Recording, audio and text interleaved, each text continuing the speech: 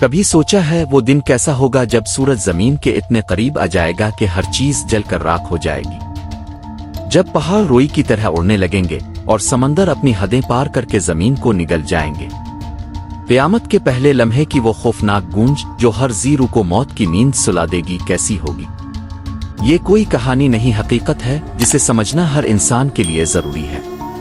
आइए क़यामत के इन लर्ज़ा खेज मनाजिर की तफसील जानते हैं जो आपकी रूह को झंझोड़ कर रख देगी। क़यामत का तसव्वुर इंसानी ज़हन में हमेशा से एक गहरी सोच पैदा करता है। ये सवाल कि क़यामत कब और कैसे आएगी हर दौर में इंसान के लिए मुइम्ना रहा है। आज के दौर में साइंसदान भी मानते हैं कि एक दिन ये दुनिया ख़त्म हो जाएगी, मगर क़यामत के वक्त और तरीक़ाकार का इल्म सिर्फ अल्लाह ताला को है। कुरान पाक और अहादीस में क़यामत की अलामात बयान की गई हैं जो इस दिन के बारे में तफसील फराहम करती है। क़यामत का आगाज़ एक सूर की आवाज़ से होगा जो हज़रत इसराफील अलैहिस्सलाम फूंकेंगे।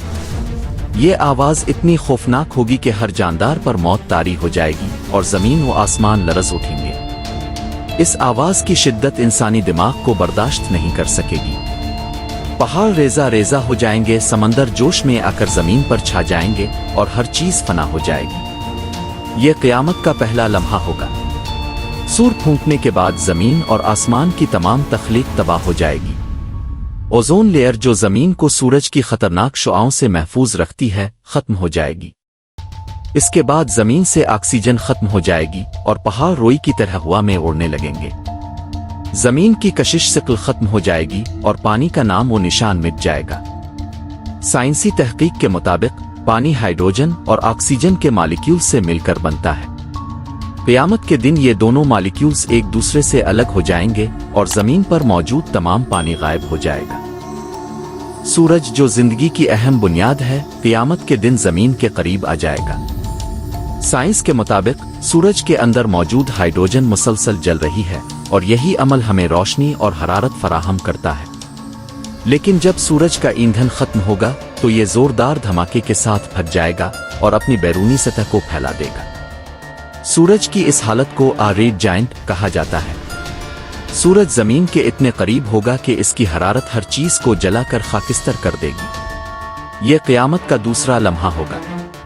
कायनात में हर सैयारा और सितारा एक दूसरे की कशिश शक्ल से जड़ा हुआ है। इस तवाज़ुन की बदौलत कायनात का निज़ाम कायम है।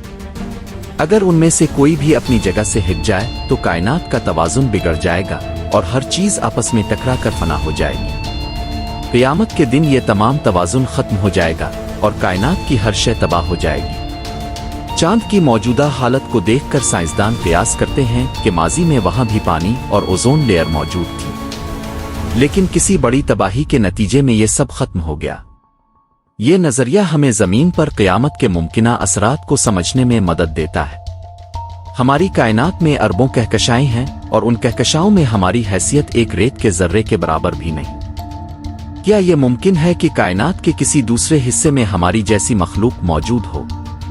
कुछ साइंसदानों का मानना है कि हो सकता है कि ऐसी मखलूक मौजूद हो जो हमसे ज्यादा तरक्की याफ्ता हो, लेकिन इसके साथ खतरा भी जड़ा हुआ है। जैसा कि स्टीफन हॉकिंग ने खबरदार किया था कि हमें कायनात की गहराइयों में किसी मखलूक की तलाश नहीं करनी चाहिए, क्योंकि ये हमारे लिए खतरनाक साबित हो सकती है। कुरान पाक और अहादीस में क़यामत की जो निशानियां बयान की गई हैं वो आज के दौर में वाज़ेह होती जा रही है।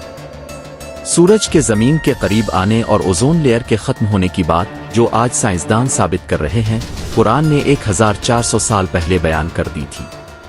क़यामत की इन निशानियों को देखकर ये कहा जा सकता है कि वो वक्त करीब है।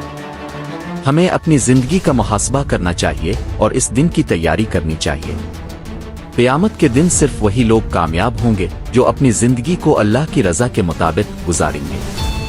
दुनियावी लज़्ज़तों में खोकर हम क़यामत के लिए तैयारी को भूल चुके हैं, लेकिन ये वक्त है कि हम अपनी गलतियों को सुधारें और अल्लाह की तरफ रुजू करें।